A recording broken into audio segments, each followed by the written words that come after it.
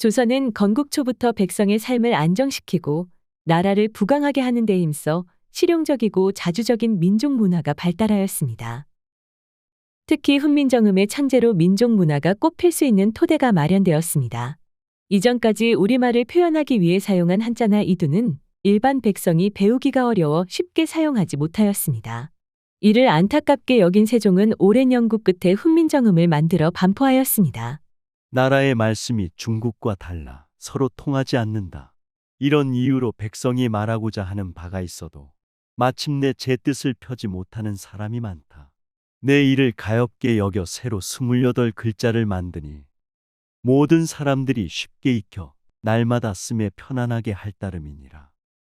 세종이 애민 정신을 바탕으로 만든 우리의 고유 문자인 훈민정음. 28자로 된 훈민정음은 글자의 원리가 독창적이고 과학적이어서 누구나 쉽게 우리말을 소리나는 대로 적을 수 있었습니다.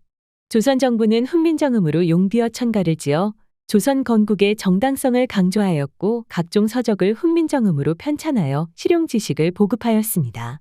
그리고 하급 관리를 뽑을 때 훈민정음으로 시험을 보기도 하였습니다.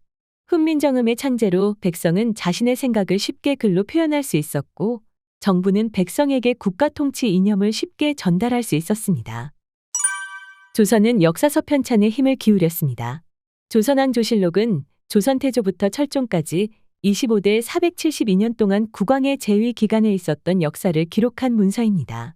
실록은 국왕이 서거하고 다음 왕이 즉위하면 춘추관의 실록청이라는 임시기관에서 편찬을 진행하였습니다.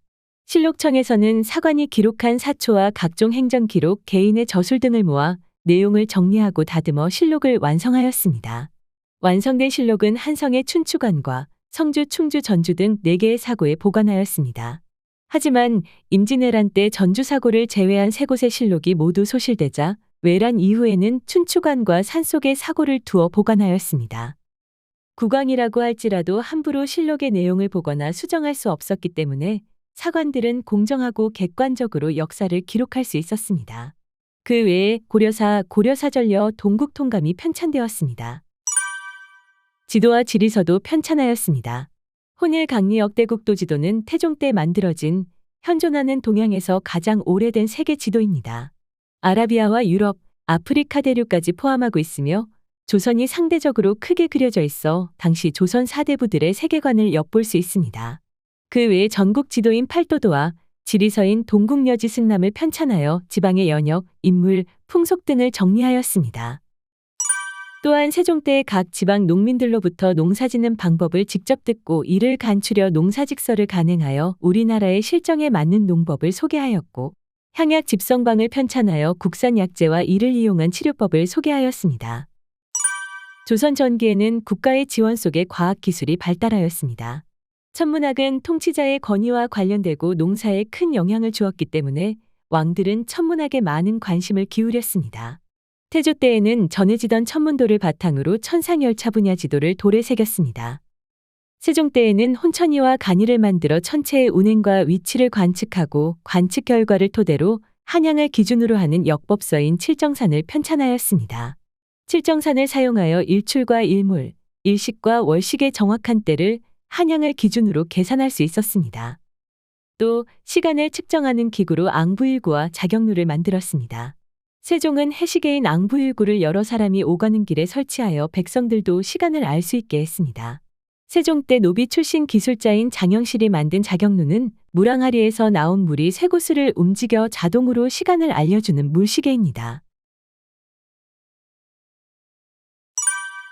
조선시대에는 고려시대에 발명한 금속 활자를 더욱 발전시켰습니다. 태종 때 주자소를 설치하고 활자를 개량하여 구리활자인 개미자를 만들었고 세종 때는 이를 다시 개량하여 갑인자를 만들었습니다. 그리고 식자판의 활자를 조립하여 인쇄하는 방법을 알아내어 인쇄술이 더욱 발달하게 되었습니다. 또한 화약 무기를 개발하여 국방력을 키웠습니다. 화약이 달린 화살인 신기전과 신기전을 연속해서 발사할 수 있는 화차를 개발하였습니다. 화약 무기는 세종 때 압록강과 두만강 이남의 여진족을 토벌할 때 큰 역할을 했습니다. 성리학을 통치 이념으로 삼은 조선은 유교 이념을 보급하는 데 힘썼습니다. 성리학에서는 사람마다 지위에 맞는 역할이 정해져 있다는 명분론을 중시하여 지배층과 피지배층, 남자와 여자 등에 대한 구분을 강조하였습니다. 세종 때에는 충신, 효자, 연려의 이야기를 글과 그림으로 구성한 삼강행실도를 편찬하여 백성에게 유교 윤리를 쉽게 가르치고자 하였습니다. 성종 때에는 국조오레이를 편찬하여 국가와 왕실의 행사를 유교 예법에 따라 실시하도록 하였습니다.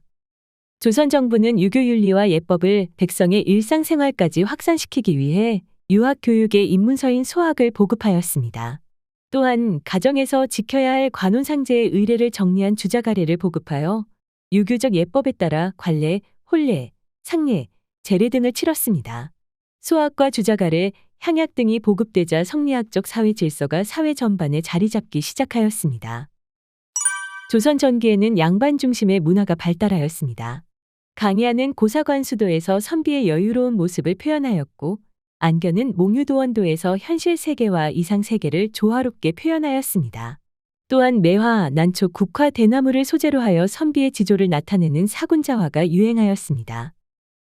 공예에서는 분청사기와 백자가 많이 만들어졌습니다.